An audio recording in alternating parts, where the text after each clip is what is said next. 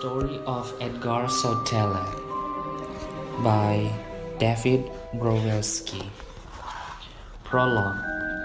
Busan, South Korea, 1952.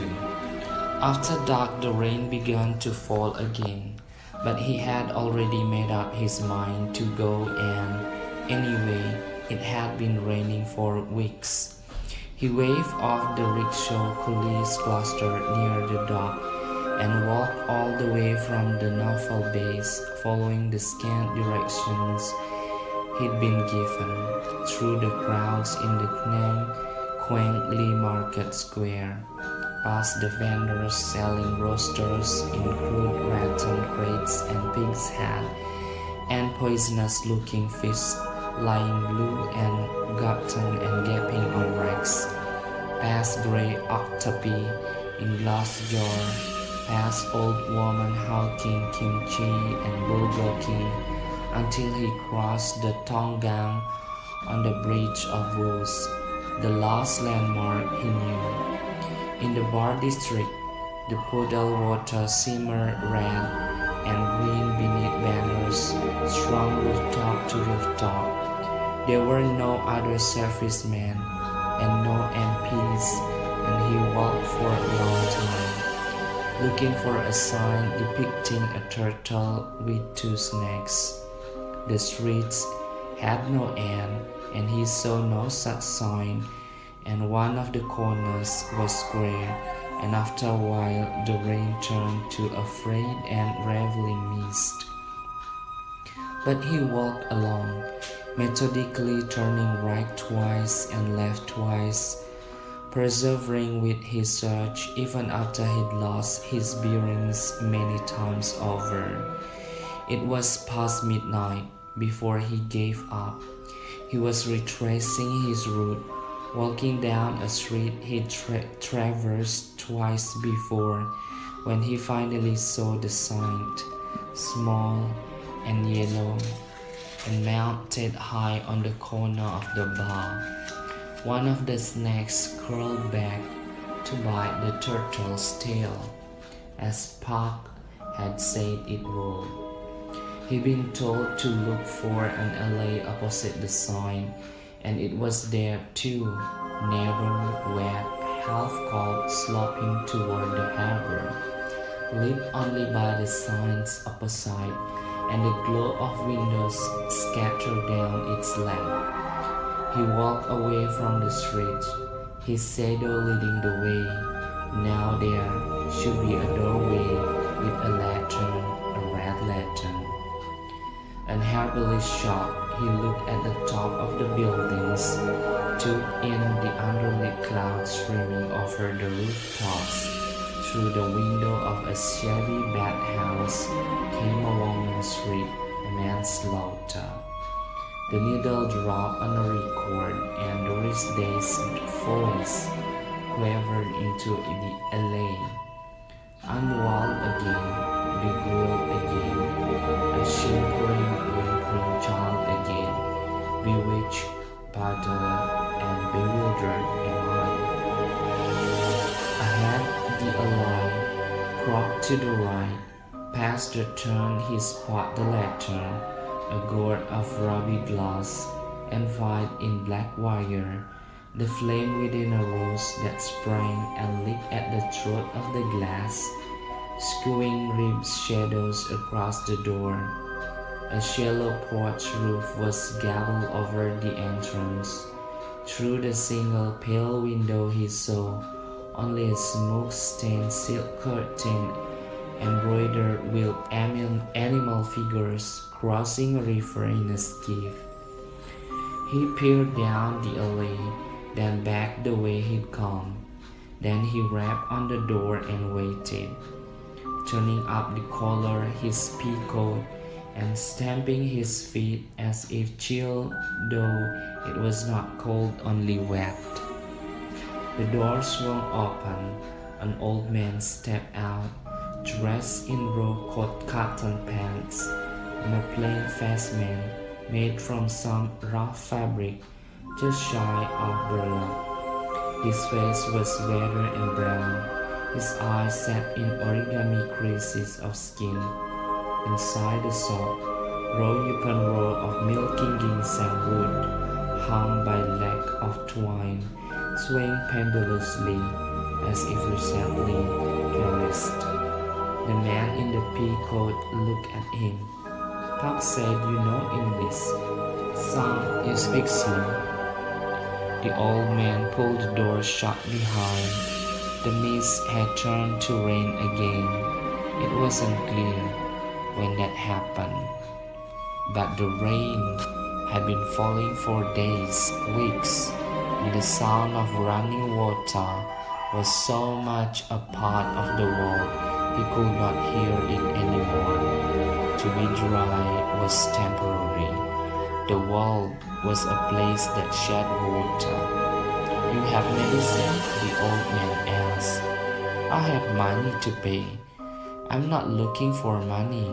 Pop told you that, didn't he?" The old man sighed and shook his head impatiently. He should not have spoke of it. "Tell me what you want."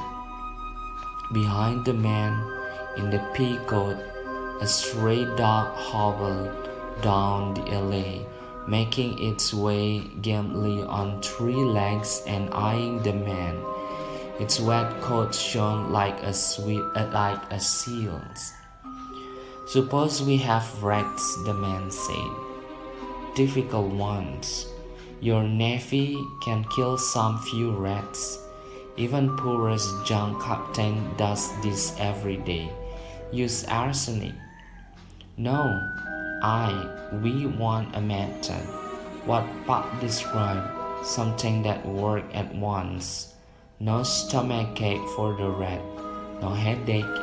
The other rats should think. The one rat went to sleep and didn't wake up.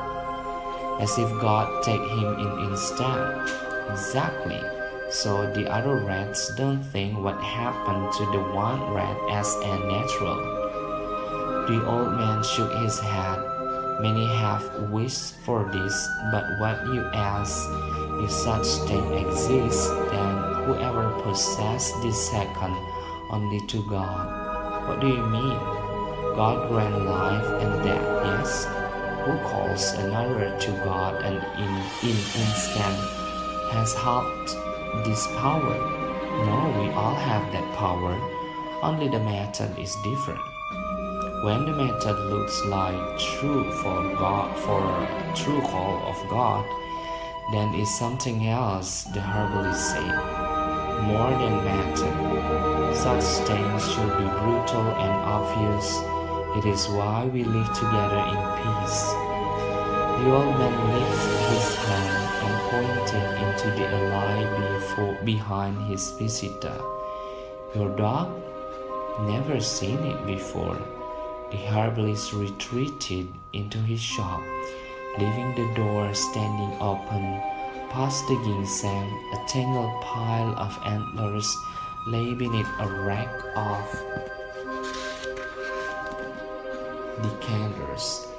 He returned carrying a small clay soup pot in one hand, and in the other hand an even smaller bamboo box. He set the pot on the cobblestones. From inside the box, he withdrew a glass bottle, shaped as if for perfume or maybe ink. The glass was screwed and wrapped. The top was stoppered and the irregular lid sealed with wax. Inside, a liquid was visible, clear as rainwater but slick and oily. The herbalist picked away the wax with his fingernail and pinched the stopper between thumb and index finger, and produced from somewhere a long, thin red whose end was cut on the oblique and sharpened to a needle's point. He dipped the red into a bottle. When it emerged, a minute quantity of the liquid had leaked into the reed, and the drop shimmered on the point. The herbalist leaned into the alleyway and whistled sharply.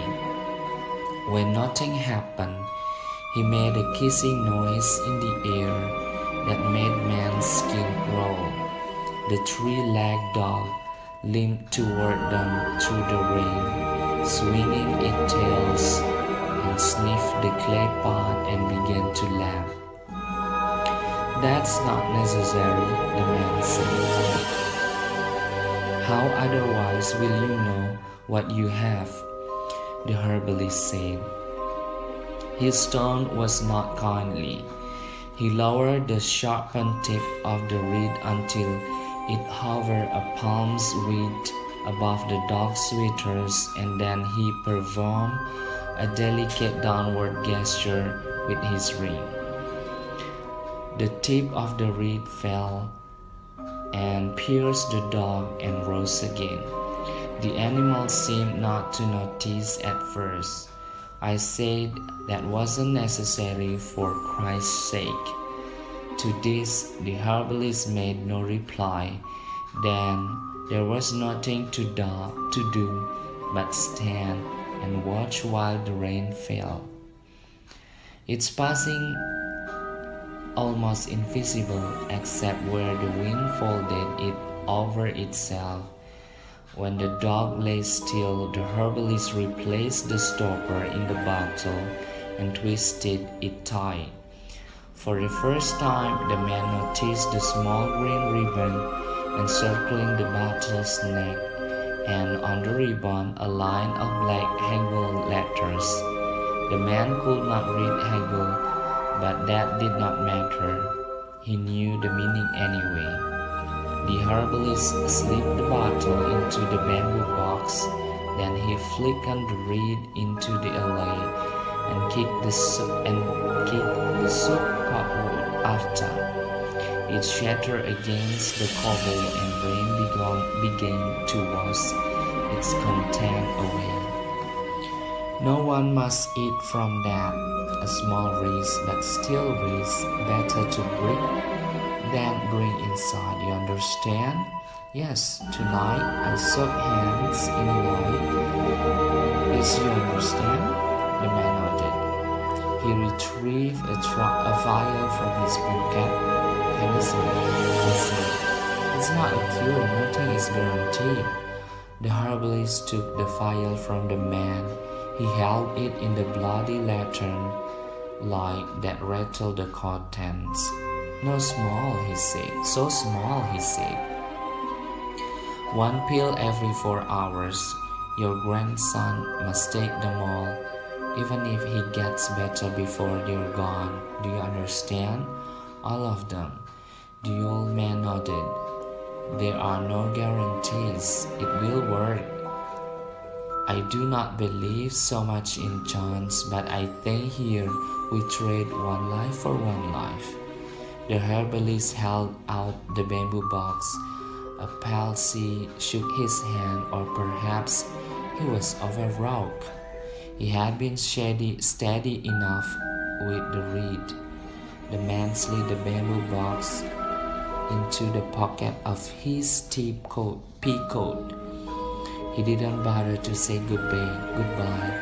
He just turned and strode up the alley, past the bathhouse where Doris Day's voice still seeped into the dark. Out of habit, he slipped his hand into his coat pocket, and though he knew he shouldn't, let his fingertips trace the edges of the box. When he reached the street, he stopped and blinked in the glare of the tea-colored bar sign. He glanced over his shoulder one last time. Far away, the old herbalist was out in the rain, a bent figure shuffling over the stone and dirt of the hot cobbled alley. He'd taken the dog by the back legs and was dragging it away to where